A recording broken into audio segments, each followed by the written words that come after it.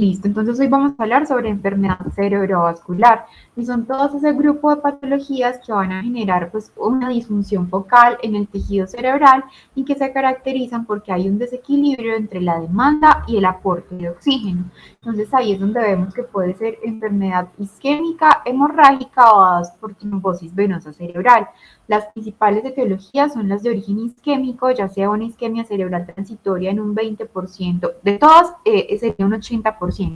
De estas isquémicas, en un 20% la isquemia cerebral transitoria o ya con infarto cerebral establecido en un 80% de estos casos, que puede ser generada ya sea por aterosclerosis de grandes vasos, por enfermedad de pequeño vaso, por cardioembolismo o incluso en múltiples pacientes que quedan sin una etiología determinada. En cuanto a la etiología hemorrágica, corresponde de un 15 a un 20% de los casos, principalmente por hemorragia intracerebral y el porcentaje restante de un 5 a un 7% por hemorragia subaracnoidea. Y por trombosis venosa cerebral correspondería al 5% restante de todos los casos. En cuanto a la epidemiología, pues esta es la principal causa de muerte y de discapacidad catastrófica a nivel mundial y se considera pues que una de cada 4 personas va a presentar un SB a lo largo de su vida. De ahí la importancia de generar intervenciones adecuadas sobre los factores de riesgo que pueden ser prevenibles, dado pues que más del 90% de los casos de SB se atribuyen a estos factores de riesgo, entre los que podemos mencionar la hipertensión arterial, el tabaquismo, diabetes, dislipidemia, sedentarismo y pues sobre todo la fibrilación auricular, que dado pues el cardioembolismo, es la que se relaciona con mayor presencia de discapacidad. En cuanto entonces a esta epidemiología, se ha visto que aproximadamente 240.000 personas van a experimentar una IT al año, que en Estados Unidos esta es la quinta causa de mortalidad y que en su mayoría son eventos isquémicos. Si miramos la prevalencia en Colombia, llega a ser de 600 a 900 por cada 100.000 habitantes y la mortalidad va a fluctuar de 51 a 100 casos presentados. Y en los diferentes estudios se han identificado pues, los principales factores de riesgo en Colombia: la hipertensión, la inactividad física, el tabaquismo, la obesidad, representado sobre todo por esa sobreadiposidad central, los cuales representan del 82 al 90% de los casos. Y se ha documentado que en Colombia la mortalidad es cercana al 15% a los 30 días de presentado el evento y que de 100 colombianos que se hospitalizan por la presencia de un SB, 37 van a requerir algún grado de ayuda para su cuidado personal al egreso, es decir, si el paciente venía completamente funcional o con un Bartel de 100, es probable que tras presentar el episodio vaya a requerir asistencia en algunas de sus actividades de la vida diaria. Y de estos 24 todavía van a requerir asistencia para su ABC a los 30 días posteriores al evento agudo. En cuanto a la fisiopatología del ACV isquémico, vemos que hay una relación en la fisiopatología tanto de la isquemia o también relacionada con las lesiones por reperfusión, pero teniendo siempre presente pues que el riesgo-beneficio de la reperfusión, muchas veces el beneficio va a superar al riesgo, pero tener en cuenta que también por mecanismos fisiopatológicos similares también se pueden presentar esas lesiones por reperfusión, los cuales son principalmente la hemorragia y el edema cerebral. Entonces, cuando miramos la fisiopatología, vemos que todo va a venir centrado con base en la oclusión arterial, que nos va a generar primero la isquemia. Eso va a llevar a un desequilibrio pues, en el aporte con una ineficiencia energética, llevando a una alteración en los canales de calcio y de sodio, finalmente llevando toda a esta cascada que va a llevar a la proteólisis, a la ruptura de la membrana y el citoesqueleto y finalmente a la muerte celular. A la par va a haber otro tipo de mecanismos como son la liberación del glutamato, que también va a ayudar a esa alteración en los canales de sodio y calcio, y todo esto nos va a llevar a que hay entonces una disminución en ese aporte de oxígeno, hay una disminución y un daño en las mitocondrias con alteración de la cadena de la respiración, llevando finalmente a la célula a la presencia de apoptosis. Y aquí lo que nos mostraba era que la relación con las lesiones por repercusión va a haber entonces un aumento de la respuesta inflamatoria con un aumento de esa adherencia leucocitaria, con aumento de las citoquinas proinflamatorias y del ácido araquidónico, que finalmente nos van a llevar a un aumento en la formación de radicales libres, llevando al final de la cadena, que es la ruptura de la membrana del citoesqueleto, y a la muerte celular. Y cuando miramos en cuanto a las causas entonces de isquemia, pueden ser múltiples y las podríamos dividir en grandes grupos, como podrían ser por aterosclerosis, por cardioembolismo, por lesión de los pequeños vasos u otras causas misceláneas, pues no tan comunes, pero que hay que tener presentes, como pacientes con disección, con vasculitis, con síndrome de anticuerpos antifosfolípidos, con policitemia rubra vera, pero como son causas menos comunes, pues generalmente las vamos a considerar después de haber descartado las causas principales, por ejemplo, fibrilación auricular, pacientes con foramen anular permeable, que hubieran sido por endocarditis o pues porque tuvieran ya compromiso de grandes vasos a nivel tanto del cuello como a nivel cerebral. Entonces, ese resumen de la fisiopatología, que hay una disminución en ese flujo sanguíneo cerebral que viene a ser menor de 20 cc por cada 100 gramos de tejido minuto, que nos lleva a que haya tanto una disminución en el aporte de oxígeno como una disminución de la glucosa, disminuyendo por ende el metabolismo aerobio y con una disminución de la ATP. Entonces, en esta imagen también resumimos pues, lo que veíamos en el flujograma anterior, y todo se resume entonces en que hay esa interrupción brusca del flujo sanguíneo cerebral, lo que nos va a llevar entonces a que haya una área de isquemia focal. ¿Y qué sucede? Que en el transcurso del tiempo pues va a presentarse toda esa cascada proinflamatoria, pero todos estos mecanismos son tiempo dependientes, de ahí que sea tan importante que generemos intervenciones tempranas y que, como siempre lo hemos dicho, el tiempo es cerebro, porque si no intervenimos de manera oportuna, finalmente se va a llevar o se va a llegar a la muerte celular. Pues lo que vemos es que en los primeros minutos de transcurridos la isquemia va a haber entonces la alteración de los canales iónicos, la activación de los canales de voltaje dependientes, liberación de glicina, glutamato, activación de receptores. Eso va a suceder sobre todo durante las primeras hora a hora y media, y posteriormente van a comenzar entonces la liberación de óxido nítrico, inflamación, radicales libres, y finalmente pues llevar a la presencia de esos factores de crecimiento. Entonces, por eso es que es tan importante la identificación oportuna de que el paciente está presentando un evento cerebrovascular agudo, y llevar a los pacientes que tienen o cumplen los criterios para trombolisis, llevarlos a intervención adecuada en el tiempo oportuno. Entonces, ¿qué es lo que vemos ahí? El tejido cerebral normal, pues su flujo normal es de 55 cc por cada 100 gramos en 100 minutos, y vemos que esas áreas cerebrales comprometidas, el área de penumbra y el área pues ya de isquemia, llegan de 12 a 23 cc por cada 100 gramos minuto, y ya el área cerebral con necrosis establecida tiene menos de 10 cc por cada 100 gramos minuto. Entonces, aparte de pensar en los eventos isquémicos, también debemos considerar pues cuál es esa fisiopatología relacionada con los eventos hemorrágicos. Entonces, cuando hablamos de hemorragia intracerebral, consideramos las principales etiologías pues que se pueden presentar en nuestros pacientes, que sean por una hemorragia de características hipertensivas o que presenten hemorragias cerebrales derivadas de angiopatía amiloide. ¿Cómo lo podríamos diferenciar? Entonces, los pacientes que presentan hemorragias relacionadas con esa hipertensión arterial se caracterizan porque tienen un compromiso de los vasos profundos a nivel cerebral, y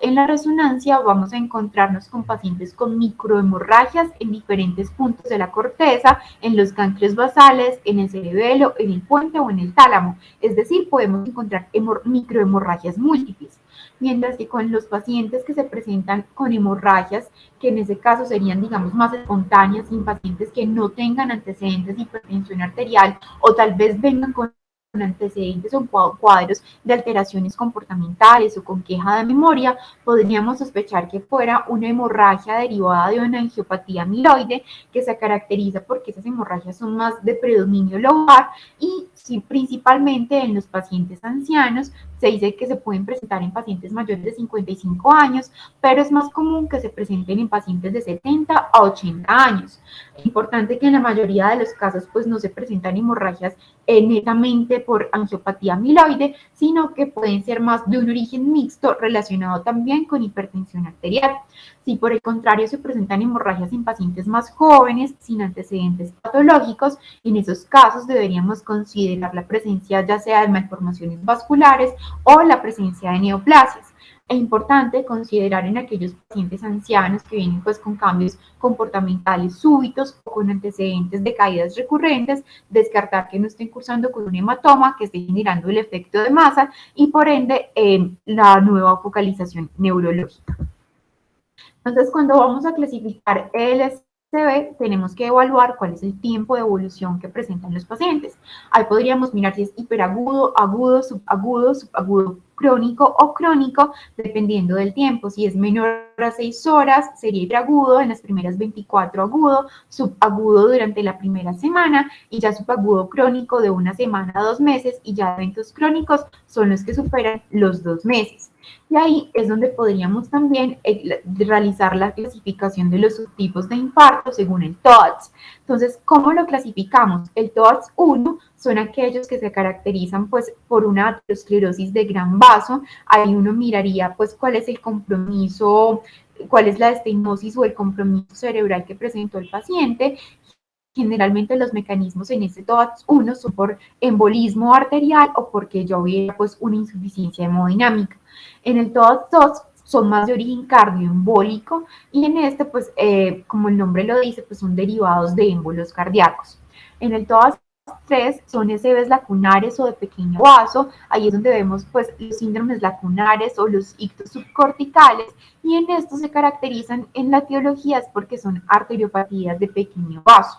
En el TOADS 4, que es el criptogénico, en este es donde encontramos pacientes pues, que tienen el SB, que es confirmado por imágenes, pero que a pesar de realizar toda una evaluación etiológica exhaustiva, pues no se encuentra como tal una etiología clara. Es decir,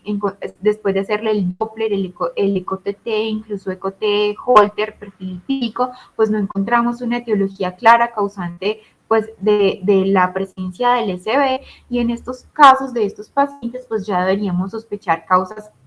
por hipercoagulabilidad o causas hematológicas. Y en el TOAD 5 son causas no determinadas de ACV, en donde pues se pueden presentar 2 o más mecanismos potenciales que se identifican tras los diferentes estudios. Aquí nuevamente es para mencionar pues que debemos intervenir oportunamente sobre los factores de riesgo que están los no modificables y los modificables que son múltiples, como lo veníamos mencionando: hipertensión, diabetes, tabaquismo, obesidad, arritmias, y pues que se deben generar intervenciones tempranas para evitar que los pacientes lleguen a presentar el evento, o por el contrario, cuando presentan un evento, para evitar nuevas recurrencias. En cuanto al diagnóstico, pues ¿por qué se caracteriza? Porque hay un inicio súbito o hay un déficit neurológico focal, y es importante identificar cuándo fue la última vez que el paciente estuvo normal o cuándo fue la última vez que el paciente pudo hablar y no se había identificado ningún tipo de focalización neurológica. Ahí es importante hablar de los ACVs del despertar, que es que el paciente se acuesta normal, sin ningún síntoma, y cuando se despierta, generalmente pues se presentan con focalización o disártricos, o se van a levantar de la cama y caen súbitamente por la hemiplegia. Generalmente estos no son presenciados y pues el paciente no es capaz de comunicarse. Entonces es importante identificar pues cuál fue la última hora en la que los familiares del paciente lo encontraron sin ningún tipo de déficit. Y a la vez que vamos examinando al paciente y vamos evaluando cuál es el déficit focal, debemos estar correlacionando para evaluar cuál puede ser la posible área cerebral que se está viendo afectada en ese momento. Entonces ahí tenemos que identificar pues cuál es la principal afectación, si es de lenguaje, si es visual, si es un compromiso motor o sensitivo, y podemos objetivizar cuál es el déficit del paciente a través de la escala de NIS, que nos va a dividir si es un déficit leve, moderado, importante o severo, y el puntaje leve sería menos de 4 o un déficit muy severo por encima de 20 puntos. Ahí evaluamos 11 parámetros que van entre los 0 a los 4 puntos. Entonces es importante anotar que aunque esta escala, pues cuando uno está dando el puntaje podría ser subjetiva, pues nos ayuda a objetivizar cómo se encontró el paciente al ingreso o cuál fue su evolución o si hubo mejoría o por el contrario un empeoramiento del déficit desde el ingreso a urgencias. Vamos a evaluar entonces el nivel de conciencia, vamos a hacer preguntas verbales como en qué mes estamos, cuántos años tiene el paciente, a evaluar cuál es el nivel de conciencia abriendo y cerrando los ojos o abriendo y cerrando la mano, a evaluar la mirada conjugada, los cambios visuales, a evaluar si hay paresia facial. Posteriormente se evalúan las extremidades superiores, luego las extremidades inferiores, se evalúa si hay ataxia con la prueba de dedo, nariz o talón rodilla, a evaluar la sensibilidad, el lenguaje, si hay presencia de disartria o si hay extinción o negligencia. Entonces, con la escala de NIS nos ayuda a objetivizar pues, cuál fue el déficit focal del paciente y nos va a ayudar posteriormente a tomar decisiones en cuanto al tratamiento del paciente y ver pues, si va a ser candidato para una terapia de trombolisis, igual si el tiempo está a favor. Entonces, es importante cuando nos llega a la valoración un paciente con un déficit neurológico, hacer un adecuado diagnóstico diferencial, que podrían ser relacionados tanto por episodios convulsivos, por migraña, porque el paciente no esté presentando pues como tal un episodio de isquemia, sino que el déficit sea generado de alguna lesión ocupante de espacio. Como siempre, descartar que no se trata de un trastorno metabólico y evaluar adecuadamente mediante la glucometría o ver que no sea que el paciente no hubiera tenido pues un cuadro previamente y que los eventos que esté presentando de momento no sean agudos. Entonces, ¿cómo podríamos diferenciarlo? En cuanto a las convulsiones, pues evaluar si el paciente tenía historia de convulsiones, diferenciar que no esté presentando pues más un periodo posictal, mirar si tal vez presentó alguna actividad convulsiva presenciada o mirar pues la dirección de preferencia de la mirada y mirar si está relacionado o no con la zona del déficit. En cuanto a la encefalopatía metabólica, a descartar que no se trate entonces, como decíamos, de la hipoglicemia o que por el contrario no sea derivada de alteraciones en los electrolitos como la hipernatremia o que el paciente no esté cursando con una encefalopatía hepática o renal. También debemos diferenciar esas encefalopatías tóxicas en los pacientes pues por alcohol o que hubieran estado expuestos al consumo de drogas ilícitas o que por el contrario no estén con algún tipo de medicamento sedante. También diferenciar de encefalopatías infecciosas, los pacientes pues con sepsis, con meningitis, con encefalitis o con absceso cerebral. Lo que mirábamos en cuanto al tumor cerebral, que en este generalmente no es un inicio tan súbito del déficit, sino que los síntomas se presentan de una forma un poco más gradual y se pueden acompañar incluso de síntomas más sistémicos y al inicio del cuadro también pueden estar acompañados de convulsiones. Diferenciar cuando se presentan en esos cuadros pues de pérdida de la fuerza, que no vaya, que el trastorno no solo descartar pues aparte del origen central, lo podríamos diferenciar del origen periférico por la presencia de debilidad focal o entumecimiento pues que se va a localizar, sobre todo el déficit va a ser a nivel espinal o va a haber compromiso de las diferentes raíces o plexos nerviosos. Y pues la migraña con aura, pues que lo principal a descartar en un paciente es que no esté cursando con un SB, por lo que hablábamos del tiempo, pero que a veces puede ser difícil diferenciar cierta clase de migrañas con auras en la que los pacientes pueden presentarse con hemiparesia o con esas hemiplejías transitorias y que se acompañan, que es un inicio más gradual, que el paciente generalmente presenta auras, que se acompaña de la cefalea y generalmente tienen antecedentes de esos migrañas complicadas. Y el psicógeno, pues que siempre va a ser un diagnóstico de exclusión una vez pues se han descartado otro tipo de causas y lo podemos sospechar en esos pacientes en los que el déficit pues no se correlaciona con áreas vasculares o con áreas anatómicas. Entonces, para el diagnóstico tenemos el paciente que ingresa con la clínica de ACV y en la neuroimagen, pues que con evidencia ya sea de lesiones isquémicas o pues de lesiones sospechosas. Y ahí podríamos considerar pues cuál sería el subtipo y el probable mecanismo etiológico del SB. Entonces, que todo paciente que ingresa con signos y síntomas de focalización neurológica, de entrada lo que tenemos que hacer es hacer un examen neurológico y llevar al paciente pues a una neuroimagen y evaluar primero que el paciente si está en el tiempo de ventana para ser llevado a la trombolisis y realizarle un ataque de cráneo para descartar que el paciente no esté presentando algún tipo de hemorragia intracerebral, que sería pues un criterio de exclusión para ser llevado a la terapia. Pero tener en cuenta que con un ataque de cráneo podríamos realizarlo y que no estaría indicado esperar la realización de una resonancia cerebral para descartar sangrados antes de ser llevado a la terapia con trombolisis. Entonces, por eso es que nos hacen énfasis en que el tiempo de cerebro, que no nos vamos a esperar o retardar las terapias esperando otro tipo de imágenes más avanzadas y que en aquellos pacientes que son elegibles para ser llevados a la terapia con antiplasia, ¿sí, doc? Y que aquellos pacientes que son elegibles para ser llevados con la terapia con alteplase, pues una vez descartado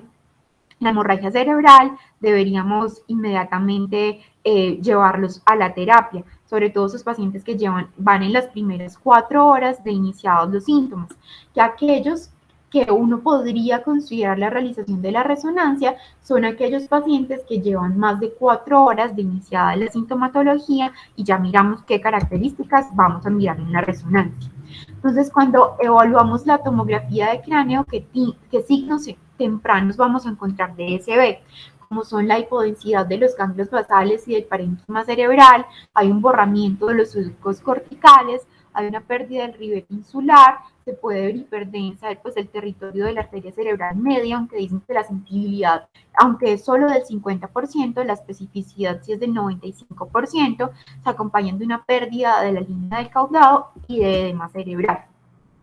Entonces, ¿cómo nosotros determinamos cuál es la extensión de la lesión isquémica y vemos que el paciente finalmente sí podría ser candidato para ser llevado a la terapia con fibrinolisis? Entonces, ahí es donde utilizamos la escala de Aspects y en esta lo que se buscó con su desarrollo era identificar esos cambios isquémicos tempranos en la TAC con esos pacientes con sospecha de un SB isquémico agudo con un compromiso de la arteria cerebral media. ¿Y para qué nos ayuda? Porque nos ayuda a seleccionar cuáles son esos pacientes que van a tener un mayor beneficio clínico en el tratamiento con fibrinolíticos y para detectar pues cuál va a ser el riesgo de hemorragia y a la vez nos va a ayudar como un factor pronóstico. Entonces, aunque se puede calcular en la TAC, generalmente se calcula con la resonancia, con las secuencias de difusión, porque esta es una herramienta más sensible. Entonces, ¿uno cómo la va a calcular? Se dice que generalmente aplicamos dos cortes axiales, entonces en el primero vamos a evaluar los ganglios basales y en el segundo los ventrículos laterales. Entonces se va a dividir todo el territorio de la arteria cerebral media en 10 regiones, que van núcleo caudado, lenticular, la rodilla de la cápsula interna, el brazo posterior, la corteza insular, la corteza anterior de la cerebral media, la corteza lateral, el ribete insular, la corteza posterior. Ahí van 7 áreas. Y en el segundo corte uno va a evaluar el territorio lateral, el territorio posterior y el territorio anterior. O sea, en total son 10 áreas que se deben evaluar. Las lesiones hipodensas en alguna de estas 10 áreas van a restar un punto en la escala. Es decir, el puntaje adecuado sería un puntaje de 10, que sería un estudio normal, y un puntaje de 0, pues indicaría que hay una afectación completa de todo el territorio de la arteria cerebral media. Entonces, el puntaje mínimo que se acepta para ofrecerle a los pacientes terapia trombolítica es un puntaje de 7, porque es donde se considera que habrá un mayor beneficio terapéutico.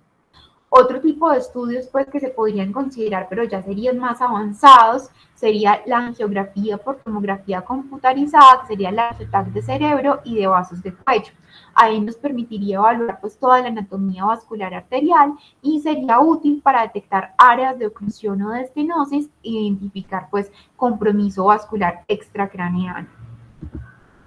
En cuanto al ataque cerebral por perfusión, en esta nos va a permitir evaluar el flujo sanguíneo cerebral, el volumen sanguíneo vascular cerebral y el tiempo de tránsito medio. Entonces, después de calcular los diferentes pues, volúmenes de estos, lo que nos va a ayudar es que el tiempo de tránsito medio nos va a ayudar a marcar esas áreas isquémicas y también nos va a delimitar esas áreas limítrofes y nos dice pues que es el parámetro más sensible para yo detectar toda esa área que tiene una disminución de la perfusión cerebral, ya sea las áreas ya con necrosis establecida, con isquemia o el área de penumbra isquémica. Mientras que el flujo sanguíneo cerebral nos ayuda a delimitar el área de isquemia crítica y el volumen sanguíneo cerebral va a delimitar las áreas que ya tienen esa zona de necrosis ya instaurada. Es decir, son más específicas para delimitar tanto la isquemia como el infarto. ¿Y por qué son importantes? Porque entonces yo ahí voy a evaluar la zona central de necrosis o el core en la TAC por perfusión y ese se define como el área que tiene el flujo sanguíneo cerebral menor del 30% de identificado respecto al hemisferio sano. El tiempo máximo mayor de 6 segundos nos va a mostrar esas zonas de isquemia en el parénquima, pero que aún no tienen presencia de necrosis. Entonces lo que nos dice es que para yo poder definir cuál es el área de penumbra, debería utilizar la técnica del mismatch y esa se define como la diferencia entre la zona de necrosis y la zona de isquemia. Entonces ahí uno podría utilizar o el DAWN o el Diffuse 3, que son diferentes formas como para calcular cuál es esa área de penumbra. Por ejemplo, en el DAWN, entonces uno mira el mismatch entre la gravedad del déficit clínico y el tamaño del infarto temprano entre las imágenes. Entonces se evaluaría tanto el core isquémico en las zonas de difusión en la resonancia o pues el flujo sanguíneo cerebral en la TAC por perfusión. Se mirarían en pacientes mayor o igual de 80 años que tuvieran un NIS mayor de 10 y un core isquémico, y en el Diffuse 3, en este ya miraría más, es el mismatch imagenológico. ¿Y qué nos han mostrado estos? Lo que nos ayudan es a evaluar cuál es la factibilidad para la terapia endovascular con ventana en pacientes que ya han pasado más de las 4 horas y que se encuentran entre las primeras 6 a 24 horas de iniciada la sintomatología. Es decir, nos ayuda a tomar la decisión que pacientes podrían ser candidatos para llevar a esta terapia intervencionista, o también en pacientes con oclusión de gran vaso o pacientes que tengan neuroimágenes con evidencia de esa penumbra isquémica. Y lo que nos ha mostrado es que los pacientes que son llevados a terapia, incluso después de pasados ese tiempo de ventana inicial, se ha visto repercusión sobre los que tienen una mayor discapacidad a los 90 días de transcurridos el evento, que serían aquellos pacientes que finalmente pues no fueron llevados a terapia fibrinolítica. En cuanto a la resonancia magnética cerebral, lo que vamos a mirar ahí son las secuencias de difusión, la DWI, que nos va a ayudar a identificar esos cambios isquémicos tempranos y que puede ayudarnos a detectar el infarto hasta en el 95% de las ocasiones. Entonces, la lesión isquémica aguda se va a ver de alta señal en DWI y va a corresponder con la misma lesión, pero de baja señal en el coeficiente de difusión. Y en los ACV de tiempo indeterminado, tanto las secuencias de DWI como ADC y la secuencia FLAIR nos van a ayudar a precisar cuál es el tiempo de evolución de la lesión. Entonces, imágenes con alta señal en DWI, pero sin correspondencia en el FLAIR, van a implicar que hay un tiempo de evolución menor de 4.5 horas y se dice que eso tiene una sensibilidad del 62% y una especificidad del 78%. Otro tipo de estudios, pues que generalmente ya no los vamos a hacer en el área de urgencia, sino que ya son más estudios tanto diagnósticos como terapéuticos, como la panangiografía cerebral o tener en cuenta la angiografía por resonancia cerebral, que sería útil para detectar oclusión o estenosis de la circulación intra o extracraneal. Entonces, los pacientes que son candidatos a terapia endovascular deberían cumplir los siguientes criterios: que tuvieran una escala de ranking previo menor de 2, pacientes mayores de 18 años con un NIS mayor de 8 y con un ASPEX mayor de 6. Como veíamos, idealmente es que el ASPEX fuera de 7 o más y que se comience la intervención al menos durante las primeras 6 horas de iniciados los síntomas. Entonces, uno con la escala TISI evalúa los hallazgos angiográficos después del tratamiento intraarterial. Entonces, después de que esos pacientes han sido llevados a la terapia fibrinolítica, pues uno calcularía o clasificaría cuál fue el éxito de esa revascularización o de esa repercusión posteriores al procedimiento con la escala TISI. Esos puntajes van de 0 a 3, 0 es que no hay un flujo anterógrado o por el contrario 3 es que hubo una repercusión tisular completa y sin retraso alguno. Y se ha demostrado que hay una reducción significativa de la mortalidad y de la discapacidad en los pacientes pues, que tienen tisis mayores con un puntaje de 2B y de 3. Y por ende, en estos puntajes se considera que el paciente pues, hubo un resultado angiográfico exitoso y que hubo una revascularización o una repercusión completa. Entonces, cuando tenemos el paciente en el servicio de urgencias y vamos a realizar esa evaluación inicial, pues lo primero vamos a hacer la evaluación rápida y una vez establecido que el paciente está cursando con un SB isquémico y que cumple los criterios para ser llevado a terapia de reperfusión, pues se ha demostrado, lo que se indica es que el tiempo puerta aguja sea menor de 45 minutos y que una vez el paciente ingresó a urgencias, sea valorado por el médico durante los primeros 10 minutos de ingresado. Importante entonces lo que nos decían, el examen neurológico, los signos vitales, no olvidar la glucometría. Es importante hacer como la checklist, evaluar que el paciente no hubiera estado con un uso reciente de anticoagulantes y siempre establecer cuál fue la última hora en la que el paciente fue visto bien o en la que el paciente puede expresar que estuvo bien sin ningún déficit neurológico y evaluar cualquier factor que nos pudiera llevar a la contraindicación de alguna terapia con trombolisis. Entonces, en cuanto al tratamiento, vamos a comenzar primero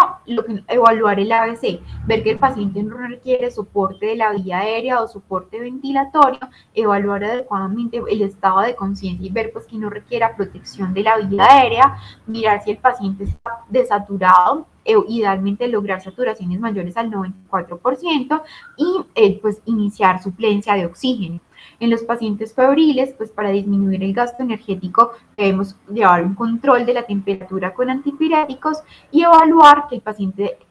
idealmente llevar la normoglucemia, es decir, corregir tanto la hipoglicemia como la hiperglicemia, porque se ha identificado que durante las primeras 24 horas posteriores al evento, los pacientes que presentan hiperglicemia tienen peores desenlaces. Por eso se recomienda mantener glucometrías entre 140 y 180. En cuanto a la presión arterial, es importante pues, corregir tanto la hipotensión como la hipovolemia pues, para mantener esos niveles adecuados de perfusión cerebral. Pero si tenemos el lado contrario, esos pacientes con hipertensiones arteriales o que han ingresado con crisis hipertensiva, debemos corregir esa hipertensión arterial antes de llevar al paciente con la terapia con alteplasa y esa presión arterial debe ser disminuida cuidadosamente para no llegar a interferir sobre esa área de penumbra isquémica y lo que se busca es que la presión arterial sistólica sea menor de 185 y la distólica menor de 110 antes de iniciar la terapia con fibrinolisis. Y en aquellos pacientes en los que pues, está indicada la trombectomía mecánica, que no hayan recibido previamente terapia con fibrinolisis, se debe mantener también presiones arteriales por debajo de 185-110 milímetros de mercurio antes del procedimiento. Entonces, quise traer esta imagen en donde nos resumían en general cuáles eran las metas de presión arterial en los pacientes con eventos cerebrales, pero que la dividían según el mecanismo fisiopatológico que lo hubiera llevado al evento. Entonces, nos recordaban que esos pacientes con hipertensión arterial, que fuera por oclusión o por compromiso de pequeños vasos o por lipodialinosis, idealmente se debería mantener la presión arterial por debajo de 130-80. Este cuadro no es tanto del cuadro agudo, sino ya cuando buscamos metas secundarias y digamos ya cuando estamos en un cuadro más subagudo. En los pacientes que tuvieran arteriosclerosis o compromiso extracraneal, entonces ahí decían que por múltiples mecanismos, por el estrés oxidativo, por el aumento de la inflamación, por injuria endotelial, por la misma aterosclerosis, en estos casos, entonces se debería mantener una presión arterial por debajo de 140-90 y que en los pacientes en donde hay compromiso de aterosclerosis, cuando hay un compromiso de la circulación extracraneal, que uno debería mantener las metas 140-90 y no irlas a disminuir mucho más en los pacientes que tienen un compromiso hemodinámicamente significativo porque también puede interferir sobre esa perfusión cerebral. ¿Cómo voy a tratar en ese punto agudo esos pacientes que están hipertensos? Entonces, idealmente, en esos pacientes que son elegibles para la terapia de reperfusión, si yo busco esas metas de 185, 110 de presión arterial, podría comenzar el tratamiento con labetalol de 10 a 20 miligramos durante 1 a 2 minutos y se podría repetir la dosis. Lo que se busca entonces es llevar a metas esa presión arterial, y en los pacientes que mantengan esas presiones por encima, pues no podría, de 185 a 110, no se podría administrar la terapia con alteplase. Y lo que se debe es monitorizar la presión arterial cada 15 minutos durante las primeras 2 horas de iniciada la terapia fibrinolítica. Y si los pacientes posteriormente persisten hipertensos, se podría dejar pues la infusión ya fuera con la betalol, con incardipina, y evaluar que el paciente no vaya a presentar pues ningún efecto adverso. Eso en cuanto a isquémico. Y si el paciente estuviera entonces con un evento hemorrágico, y yo requeriría también llevar a ese control de la presión arterial, entonces lo que nos dice es que los pacientes con esa hemorragia se podrían mantener entre 150 a 220, pues si no hay contraindicación, y que si logro disminuir la presión arterial, a la presión arterial sistólica a 140 milímetros de mercurio, generalmente pues sería un rango de seguridad, pero pues que no estaría tan recomendada en esos pacientes con eventos hemorrágicos disminuirla por debajo de 140, pues no solo por la disminución de la perfusión cerebral, sino también porque incrementa el riesgo de eventos adversos, sobre todo llevar a una probable injuria renal. Y que en los pacientes, para la prevención de futuros eventos, cuando han presentado estos eventos hemorrágicos, deberíamos mantener la presión arterial idealmente por debajo de 130-80 a largo plazo. En esta, pues lo que nos resume son cuáles son las metas de presión arterial en los pacientes. Ya hubiera sido si los llevamos a terapia con fibrinolisis, si los llevamos a terapia con tratamiento endovascular, o si no lo llevamos a ninguna de las dos terapias, cuáles serían pues las metas de presión arterial aceptadas. Y ahí nos muestra desde el inicio del evento durante las primeras 24 a 72 horas. Entonces, lo que nos decían, llevar a metas para la terapia con trombolisis menores a 185-110, y durante las primeras 24 horas posteriores a la terapia fibrinolítica, que la presión arterial sea menor de 185-105 de diastólica. Si se llevó a terapia con endovascular, la presión arterial durante las primeras 24 horas debe ser menor de 185-105. Si la reperfusión fue fallida, ya veíamos pues con el TISI que lo evaluábamos, deberíamos mantener la presión arterial sistólica mayor de 150, pero si por el contrario fue satisfactoria, la presión arterial sistólica debería ser menor de 140. Ya por el contrario, si estamos pues todavía en la fase aguda, pero pues el paciente no fue llevado a ninguna de las dos intervenciones, dice que pues podríamos llevar a un descenso más paulatino de la presión arterial, que estos pacientes, los que tengan unas presiones mayores de 220-120, durante las primeras 24 horas deberían ser llevados a una disminución del 15% de su presión arterial sistólica, y evaluando pues que no presenten pues un nuevo déficit ni focalización. Y lo que se dice es que no se ha demostrado tanta beneficio con esa disminución después de las 48 a 72 horas, y que en aquellos pacientes que tienen presiones menores de 220-120, que no fueron llevados a ninguna de las anteriores terapias, que se podría comenzar, digamos, un descenso más paulatino, incluso con antihipertensivos orales. Y que las metas en los pacientes que están neurológicamente estables y que son pues hipertensos, las metas en hospitalización serían pacientes que tuvieran alrededor de la presión arterial de 140/90. Y en todos los casos evitar tanto la hipertensión como la hipovolemia. Entonces todos los factores deberán ser corregidos para mantener una adecuada perfusión en el paciente. Entonces,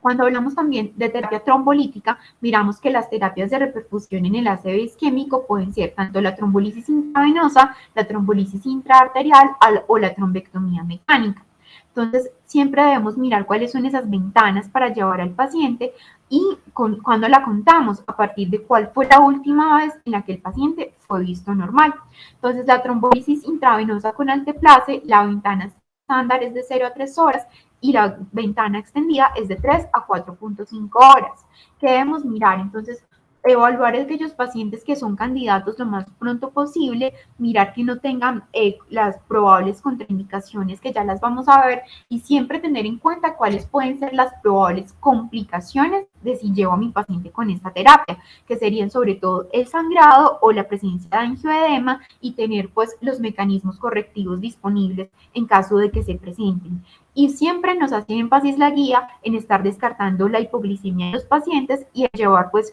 un adecuado control glucémico con ellos.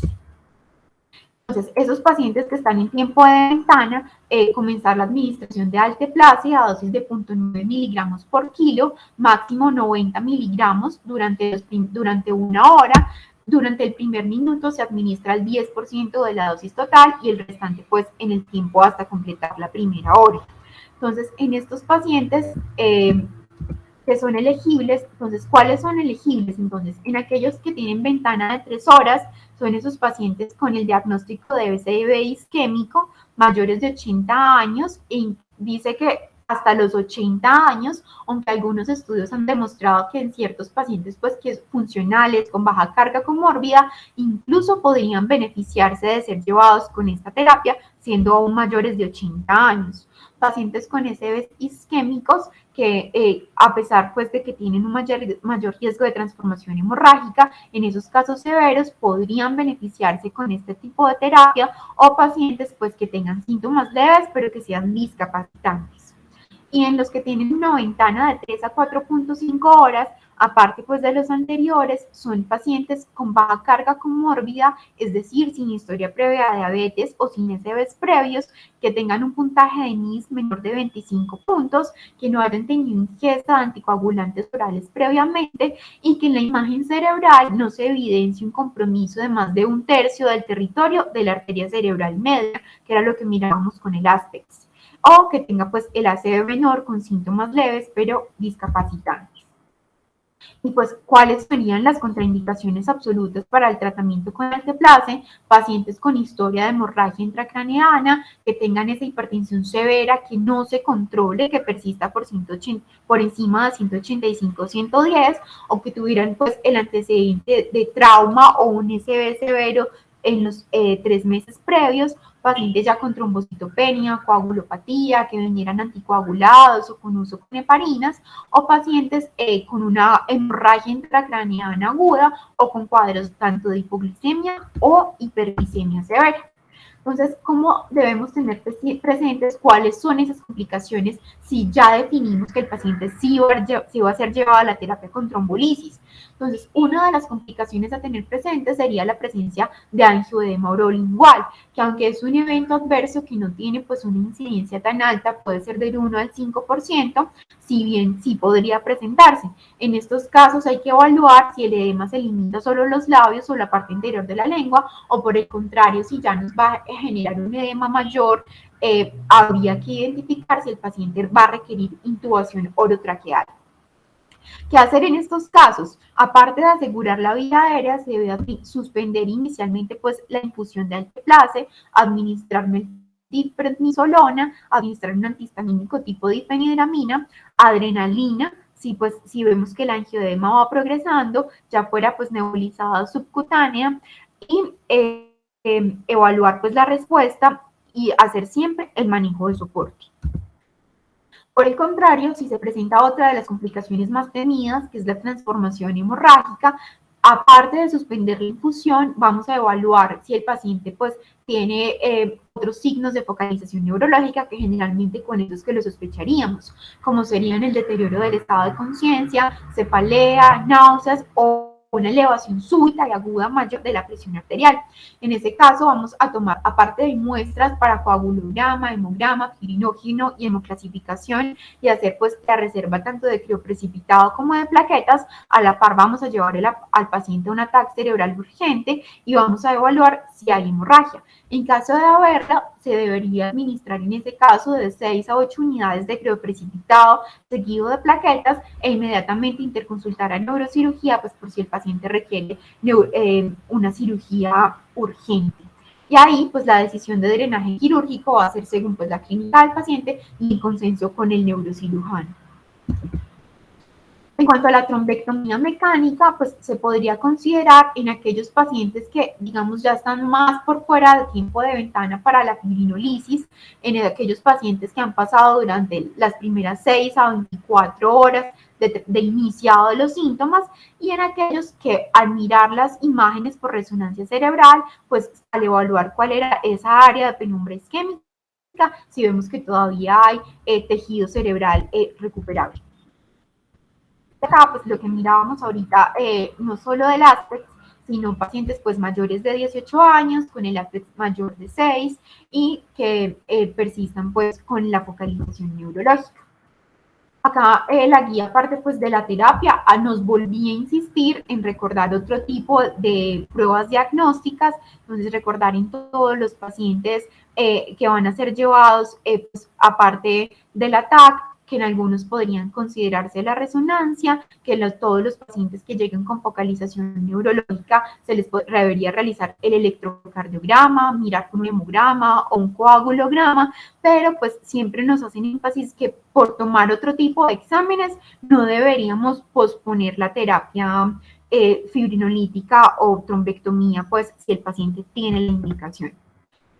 Y cuando el paciente estamos en esa terapia o en esa fase aguda de esas primeras 6 horas, lo que nos recomienda es que los pacientes idealmente sean manejados en las unidades de stroke, por lo que se ha visto es que esto nos va a llevar a un incremento de la sobrevida y a una mejoría en la discapacidad de los pacientes. Y en eso pues va a estar integrado tanto como con médicos,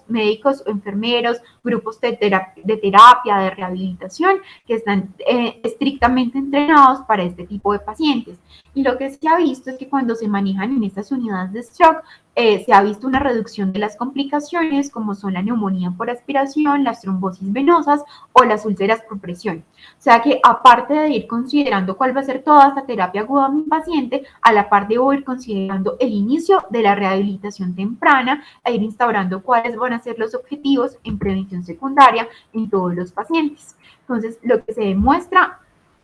es que estas unidades de stroke son fundamentales para el comienzo de la rehabilitación y que han mostrado mejores resultados. En cuanto al otro tipo de terapias, ya cuando pasamos pues, de esas primeras 24 horas, cuando nos preguntamos cuándo vamos a comenzar la terapia antiplaquetaria. Entonces, en estos pacientes que están sin hemorragia, se puede considerar el inicio del ASA durante las primeras 24 a 48 horas de presentado el evento. Y los que han sido llevados a terapia con alteplase, el ASA se puede iniciar después de las primeras 24 horas de llevado a la terapia. Y en aquellos pacientes que no tienen eventos cardioembólicos y que no recibieron alteplase o no fueron llevados a trombectomía, uno podría considerar la realización pues, de la doble antiagregación con NASA más clopidogrel iniciados después de las 24 horas del evento y se puede completar durante los primeros 21 días y lo que se ha demostrado es que esto pues reduce la recurrencia de los eventos isquémicos durante los primeros 90 días. Ahí nos preguntamos luego aquellos que tienen indicación de anticoagulación, pues en qué momento se va a comenzar, y lo que nos dice es que ahí debemos individualizar pues según nuestro paciente, según su déficit, según los factores de riesgo y según cuál sea la indicación de la anticoagulación, que ya lo vamos a ver. En cuanto a la terapia durante las siguientes 24 a 48 horas, entonces lo que veíamos, el adecuado control de la presión arterial, el adecuado control de la glucosa y que debemos evitar tanto la hiper como la hipoglicemia, buscando metas de 140-80 de glucometría y lo de la presión arterial, generar pues el manejo adecuado, disminuir pues ese 15% durante las primeras 24 horas en aquellos pacientes que persisten con presiones arteriales mayores de 220-120. También debemos considerar ya después de ese cuadro, ya en ese cuadro subagudo, la valoración de la disfagia. Entonces estos pacientes deben ser valorados idealmente pues por fonoaudiología, evaluar tanto la deglución, tanto para líquidos como para sólidos, y esa identificación debe ser temprana para evitar los cuadros de aspiración. Lo que se recomienda entonces en estos pacientes con disfagia es que uno debería comenzar la nutrición enteral durante los primeros 7 días de que el paciente haya sido admitido tras el evento isquémico. Y cuando vemos pues que el paciente tiene la disfagia y se considera que va a tener un cuadro prolongado, aparte de la nutrición enteral por sonda, deberíamos considerar que sería pues cuando pensamos que va a durar menos de 7 días, deberíamos ya considerar o sondas avanzadas o la realización de gastrostomía percutánea a los pacientes que probablemente van a presentarlo durante más de 2 a 3 semanas. También en este cuadro subagudo debemos considerar la profilaxis para trombosis venosa profunda, entonces lo que nos recomendaban era realizarla con enoxaparina y recomendaban pues tener siempre presentes las medidas para prevenir la presencia de úlceras por presión. Y siempre nos hace énfasis el consenso en que debemos comenzar la rehabilitación desde el primer ingreso, es decir, siempre tener en cuenta la neurorehabilitación y la terapia física, la terapia fonoaudiológica y el manejo pues por todo el equipo multidisciplinario. En cuanto a prevención secundaria, pues lo que se recomienda entonces, en cuanto a terapia antitrombótica, es que si el paciente se documentó una FA, ¿en qué momento lo voy a anticoagular? Entonces, en esos pacientes con fibrilación auricular y que tienen el AIT o el SB, ya sea isquémico agudo, en los que excluimos que no esté con una hemorragia intracerebral, ¿cuándo podríamos comenzarlo a anticoagular? Entonces, ¿qué nos dice? Vamos a mirar cuál es la severidad del evento. En aquellos pacientes que tuvieron una IT, que ya tuvieron pues una resolución completa de los síntomas, se podría iniciar la anticoagulación oral un día después del evento. En aquellos pacientes con un SB leve, con un IS menor de 8, o que tienen, pues, vamos a evaluar qué otros factores clínicos van a favorecer, pues, el inicio temprano o tardío de la anticoagulación, es decir, vamos a excluir otro tipo de contraindicaciones. Entonces, ¿qué factores favorecen el inicio temprano? Aparte del NIS bajo, que en la neuroimagen hubiese habido pues un infarto cerebral leve o ausente, que haya un alto riesgo de recurrencia, es decir, que por ejemplo que en el eco se hubiera documentado un trombo cardíaco, pacientes que no van a requerir otro tipo de intervencionismo, es decir, que no vayan a requerir cirugía o gastrostomía endoscópica o percutánea, en los que no haya transformación hemorrágica, en los pacientes que ya están clínicamente estables, con control de la presión arterial y pacientes jóvenes. Se dice que incluso en estos pacientes podríamos considerar el inicio de la anticoagulación hasta 3 días después de presentado el evento agudo. Mientras que los pacientes que ya hubieran tenido un SB moderado o grave con NIS de 8 a 15 o con un NIS mayor de 16,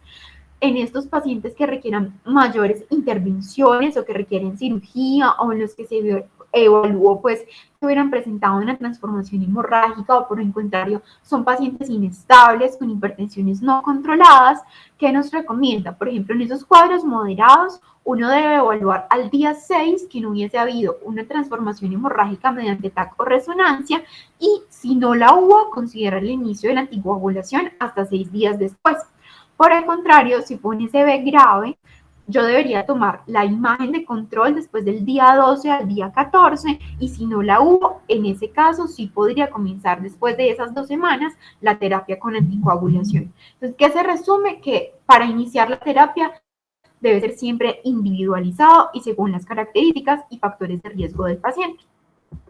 Tener en cuenta entonces para esa prevención secundaria las metas de LDL por debajo de 70 utilizando estatinas de alta potencia, la terapia antihipertensiva pues lo que veíamos idealmente presiones arteriales por debajo de 140-90 o en hemorrágicos por debajo de 130-80 y lo que se ha visto es que por cada disminución de 10 en la sistólica y de 5 en la diastólica el riesgo relativo se reduce en un 30%. Recordar siempre en los pacientes la modificación de los estilos de vida, mejorar, disminuir el sedentarismo, abandonar el hábito tabáquico, porque se ha visto que hay una reducción del 80% de un segundo evento durante los siguientes 5 años cuando se interfieren con estas. Y lo que hablábamos de lo de la antiagregación doble en aquellos pacientes que no habían sido llevados en ningún tipo de terapias con asa más clopidogrel durante 21 días para evitar la recurrencia. Ya para culminar, quise traer esta revisión que nos resumía como las 10 preguntas o los 10 dilemas más comunes que nos podríamos hacer cuando un paciente nos llegaba con un SB. Entonces, ¿cuándo iniciar el uso de antitrombóticos después de una hemorragia intracerebral? Entonces, ¿qué nos recomendaba? En ese caso, yo debería utilizar esos antiplaquetarios solo si hay una indicación fuerte, es decir, si el paciente tiene una enfermedad coronaria con un stent o tuvo el SB isquémico establecido, pero que era incierto cuál era el momento adecuado para comenzar la terapia antiplaquetaria en esos pacientes que habían presentado hemorragia intracraneana, pero que después de revisar múltiples estudios, parecería pues razonable o un poco más seguro iniciar también la anticoagulación en los pacientes con fibrilación auricular transcurridas después de 7 a 8 semanas de haber presentado el sangrado. Cuando usar antitrombóticos en pacientes que tienen microhemorragias cerebrales. Entonces, ¿qué nos dice nuevamente? Revise cuál es la indicación del uso de los antiplaquetarios. Si está indicado, úsalo en esos pacientes que tienen microhemorragias. Determinen cuál puede ser el riesgo de presentar una nueva hemorragia o microhemorragia intracraneal en el futuro utilizando la puntuación de MICON y en estos casos pues evite la anticoagulación en los pacientes a menos pues de que sea estrictamente necesaria y siempre evalúe cuáles son los factores de riesgo para sangrado y trate de corregirlos todos recordándonos como siempre, el manejo adecuado de la presión arterial o mirar pues que los pacientes no tuvieran otra clase de hepatopatías o disfunción renal. Otra pregunta pues que nos hacían era el uso de antitrombóticos en pacientes con indicación de antiagregantes plaquetarios y anticoagulantes orales. Entonces, ¿qué nos dice? En pacientes que tienen sí o sí la indicación de la triple terapia, por ejemplo, en pacientes con síndrome coronario agudo y fibrilación auricular, pues considere continuar con la triple terapia durante el primer mes, evitar la terapia combinada en aquellos pacientes que tuvieran pues enfermedad arterial coronaria o periférica, pero sin eventos vasculares asociados durante el último año. Y como siempre, prestar atención a esos factores de riesgo modificables para presentar hemorragia. Y en los pacientes que tuvieran un mayor riesgo de sangrado con escala de Haslet mayor de 3, recordar pues el cese temprano de la terapia combinada. Entonces, en conclusión, nos recomendaban la triple terapia en esos pacientes con síndrome coronario más fibrilación auricular durante el primer mes, luego durante el primer año dejarlos con doble terapia con clopidogrel más el anticoagulante directo y ya en esos pacientes con FA, pues con la anticoagulación a largo plazo. Otra pregunta era lo que revisábamos previamente era el momento de la anticoagulación después del SB isquémico asociado a la FA y lo que nos muestra es una decisión individualizada, pero que si no hubo hemorragia y fueron eventos leves y con las características que ya veíamos, se podría comenzar dentro de los primeros 5 días de presentado el evento. Y para adictos moderados a graves, retrasar el inicio de la anticoagulación entre el día 5 y día 14. Y esta, pues, lo que nos mostraba es que las diferentes guías podrían cambiar como el tiempo de recomendación del inicio de esa anticoagulación y que en general la recomendación era los 14 días, que algunas podrían ser un poco más permisivas a los 5 días, otras más restrictivas para esperarse hasta el día 21, pero que lo que llevaríamos como mensaje es que alrededor del día 14 de comenzado el evento en esos pacientes con FA se podría iniciar la anticoagulación, recordando siempre los factores de riesgo, tanto para un nuevo evento isquémico como pacientes que tuvieran pues un alto compromiso ateroembólico, pacientes de sexo masculino que hubieran presentado compromiso de la circulación posterior, pacientes pues con otros factores de riesgo como falla cardíaca, con eventos congestivos, con trombocitopenia, pacientes de edad avanzada, evaluar el CHA2-VAX, pues lo que nos dice, poner en la balanza los factores de riesgo, tanto para nuevos eventos isquémicos como para eventos hemorrágicos, y con base en eso, definir el inicio de la anticoagulación en el paciente de manera individualizada. Otra pregunta que se hacían era en cuanto, y lo colocaban entre comillas, en cuanto al fallo antitrombótico, era sobre aquellos pacientes que venían anticoagulados por alguna FA y presentaban algún nuevo evento cerebral. Nos decía pues que antes de cambiar la medicación deberíamos revisar si el paciente estaba teniendo dosis óptimas del medicamento, si el paciente tenía una adecuada adherencia y evaluar pues interacciones medicamentosas antes de cambiar el tipo de anticoagulante. Y en cuanto a aquellos pacientes que, digamos, estamos estudiando y encontramos como una enfermedad cerebral silenciosa de pequeños vasos, si en ellos estaría indicado el uso rutinario de antiplaquetarios, y lo que nos dice es que si es una enfermedad asintomática, en donde documentamos, por ejemplo, infartos lacunares antiguos, en esos casos no estaría indicada de rutina el ASA, pero habría que mirar en aquellos pacientes que tienen compromiso de múltiples territorios vasculares para definirle el inicio del ASA, que en estos casos sí estaría indicado. Y acá, pues, era lo que nos mostraban esos pacientes que ya venían anticoagulados, entonces nos resumía, por ejemplo, si había, por ejemplo, un error en la medicación, que el paciente venía con dosis subóptimas o que el paciente no se lo estaba tomando adecuadamente, tratar la causa. Si por el contrario el paciente venía anticoagulado, pero encontramos que tenía otra etiología que lo pudo haber llevado al evento isquémico, por ejemplo, pacientes con malignidad o que tuvieran estenosis carotídea o enfermedad de pequeño vaso, mirar si se va a intervenir propiamente esa nueva etiología que se documentó en el paciente.